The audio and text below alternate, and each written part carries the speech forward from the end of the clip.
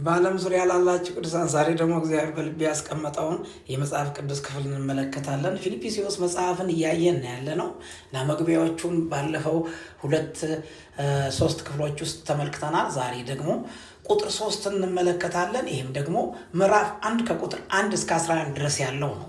ፊልጵስዩስ ምዕራፍ 1 ከቁጥር 1 እስከ 11 ድረስ የኢየሱስ ክርስቶስ ባሪያዎች የሆኑ ጳውሎስና ጢሞቴዎስ በፊልጵስዩስ ለሚኖሩ ከኤጲስቆጶሳትና ከዲያቆናት ጋር በክርስቶስ ኢየሱስ ላሉት ቅዱሳን ሁሉ ከእግዚአብሔር ከአባታችን ከጌታም ከኢየሱስ ክርስቶስ ጸጋና ሰላም ለእናንተ ይሁን። ሁልጊዜ በጸሎቴ ሁሉ ስለ እናንተ ሁሉ በደስታ እየጸለዩ ከፊተኛው ቀን እስከ ዛሬ ድረስ ወንጌልን በመስበክ አብራችሁ ስለሰራችሁ ባሰብኋችሁ ጊዜ ሁሉ አምላኬን አመሰግናለሁ። በእናንተ መልካሙን ሥራ የጀመረውን እስከ ኢየሱስ ክርስቶስ ቀን ድረስ እንዲፈጽሜን ተረድቻለሁና በስራቴም ወንጌልን መመከቻና መጽኛ በማድረግ ሁላችሁም ከኔ ጋር በጸጋ ተካፋዮች ስለሆናችሁ በልቤ ትኖራላችሁና ስለ ሁላችሁ ይህንን ላስብ ይገባኛል። በክርስቶስ ኢየሱስ ፍቅር ሁላችሁም እንዴት እንደናፍቃችሁ እግዚአብሔር ምስክሬ ነውና ለእግዚአብሔር ክብርና ምስጋና ከኢየሱስ ክርስቶስ የሚገኝ የጽድቅ ፍሬ ሞልቶባችሁ ለክርስቶስ ቀን ተዘጋጅታችሁ ቅኖች አለነውር እንድትሆኑ የሚሻለውን ነገር ፈትናችሁ ትወዱ ዘንድ ፍቅራችሁ በእውቀትና በማስተዋል ሁሉ ከፊት ይልቅ እያደገ እንዲበዛ ይህንን እጸልያለሁ። ፊልጵስዩስ ምዕራፍ 1 እንግዲህ ከቁጥር 1 እስከ 11 ድረስ ባለው ውስጥ ጳውሎስ ራሱን እና ደብዳቤውን ተቀባዮች እነማን እንደሆኑ በደንብ አድርጎ በዚህ ክፍል ውስጥ አስቀምጧል። እና ጳውሎስ ራሱን ጢሞቴዎስን የክርስቶስ ኢየሱስ አገልጋዮች በማለት ገልጾ በፊልጵስዩስ ቅዱሳን በደብዳቤውን ከሽማግሌዎችና ከዲያቆናት ጋር የጻፈውን የወንጌል አጋርነት ያለበትን ሁኔታ በደንብ አድርጎ ይጽፋል። የጳውሎስ አመለካከት እዚህ ውስጥ እንግዲህ ያለ ማስረዳት የፈለገው ማለት እሱ ምን እንደሚያደርግላቸው ይናገራል። እዚህ ቦታ ላይ 3 ነገሮችን ነው የሚያስቀምጠው። አንደኛው ምስጋና ነው፣ ሁለተኛ ደስታ ነው፣ ሶስተኛ በራስ መተማመንን ነው የሚገልጠው። እና የወንጌል አጋራቶች እነማን እንደሆኑ በደንብ አድርጎ ግልጽ አድርጎ ካስቀመጠ በኋላ ወንጌል የመስበክ የመጀመሪያ ተልእኮውን እንዲያጠናቅቅ የረዱትን ከጳውሎስ ጋር ስለነበሩ ስለ ወንጌል መከራን የተቀበሉትን ሰዎች ስማቸውን እየጠቀሰ ስለ እነሱ ደግሞ እግዚአብሔርን እያመሰገነ እንዳለ በእስር ቤቱ ስለነበረው ለጳውሎስ ስጦታ ማቅረባቸው ምዕራፍ 4 ቁጥር 10 ላይ ያንን ሁሉ እያሰበ ለዚህ ለክርስቶስ ኢየሱስ የወንጌል አጋርነት ላደረጉት ነገር ሁሉ ምስጋና እየሰጠ እያመሰገነ ይጽፋል። እግዚአብሔር በእነርሱ የጀመረውን መልካሙን ስራ የሚፈጽም መሆኑንም ይነግራቸዋል። ይሄ መልካም ስራ ደግሞ የወንጌል ስራ፣ የምስራች ስራ፣ ለሰዎች ሁሉ የመዳንን መንገድ ማሳያ ስራ የሆነውን ይህንን ወንጌል ነው። ሂዱ ለፍጥረት ሁሉ ወንጌልን ስበኩ፣ በአብ በወልድ በመንፈስ ቅዱስ ስም እያጠመቃችኋቸው እያስተማራችኋቸው ደቀ መዛሙርቴ አድርጓቸው ተብሎ እንደተጻፈ ይሄ እስከ ዓለም ፍጻሜ ድረስ እኔ ከእናንተ ጋር ነኝ ያለው ጌታ የታላቁን ተልእኮ እንደሰጠ የተጀመረው የወንጌል ስራ ደግሞ በእናንተ እግዚአብሔር እንደሚፈጽመው እያለ ይናገራል።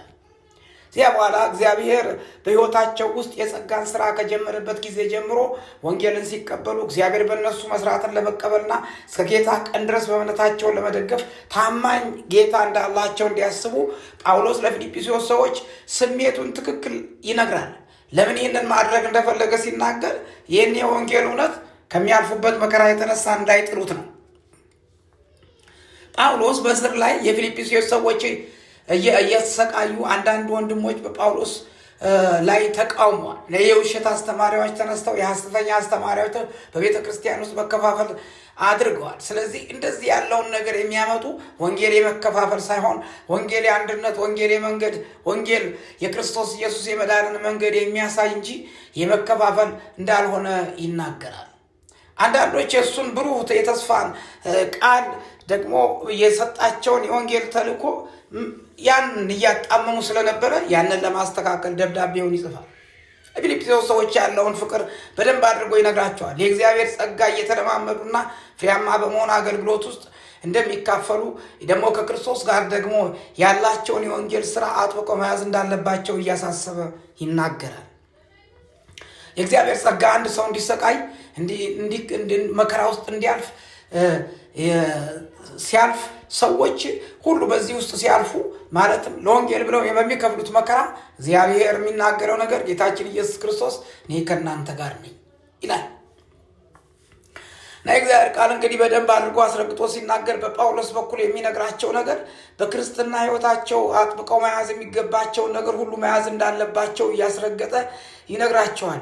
የምታልፉበት መከራ የጊዜው መከራ እንደሆነ እንድታውቁ፣ ነገር ግን በሰማይ በእግዚአብሔር ዘንድ ለእናንተ አክሊል ተዘጋጅቶላችኋል እያለ ይናገራል። እግዚአብሔር ስሙ የተባረከ ይሁን። ይህ ክፍል በጣም በዚህ ክፍል ውስጥ ያሉ ልንረዳቸው የሚገባ ዛሬ ለእኔና ለእናንተ በአዲስ ኪዳን ለክርስቲያኖች ታላቁ ተልእኮ ልናደርግ ለተጠራ ለኛ ደግሞ እግዚአብሔር የሚናገረው በዚህ ክፍል ውስጥ ያሉትን ትምህርቶች ዋና ቁልፍ የሆኑትን ትምህርቶች እንመለከታለን። አንደኛ አገልጋይ ስትሆኑ የክርስቶስ አገልጋይ ስትሆኑ ደስተኛ አገልጋዮች ሁኑ ይላል። የክርስቶስ አገልጋይ መሆን ያለበት ደስተኛ አገልጋይ መሆን አለበት። ምክንያቱም የመዳንን መንገድ ጌታችን ኢየሱስ ክርስቶስ ስለፈጸመው ስለሰራው ያን በተሰራው ስራ ላይ ደስተኛ ሆኖ መኖር እንዳለባቸው ይናገራል። ሁለተኛው ደግሞ የወንጌል አጋርነታቸውን አጥብቀው መያዝ አለባቸው።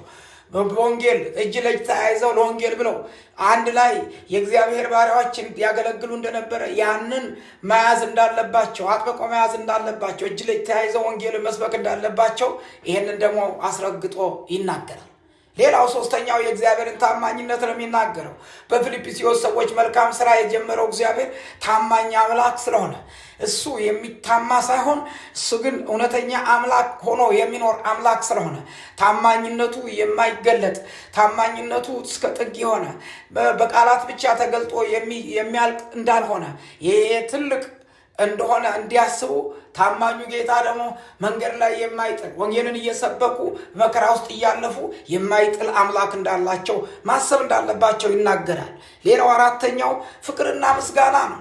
በእነሱ መልካም ውስጥ በእነሱ መልካም ስራ ውስጥ የሚታየው ነገር አለ። ሁለት ነገሮች ይታያሉ። አንደኛ በመካከላቸው ፍቅር አለ።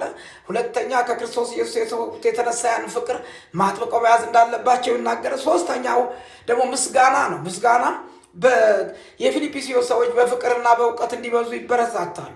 ስር የሰደደ ለእግዚአብሔር ስራና ለወንጌል ብለው የወንጌል አጋርነትን የገለጡ የእግዚአብሔር ጸጋ የተገለጠባቸው ስለሆነ እነዚህ አማኞች ደግሞ ሊበረታቱ የሚገባ ስለሆነ ፍቅርና ምስጋና በእናንተ ውስጥ አይቻለሁ እያለ ጳውሎስ ይነግራቸዋል።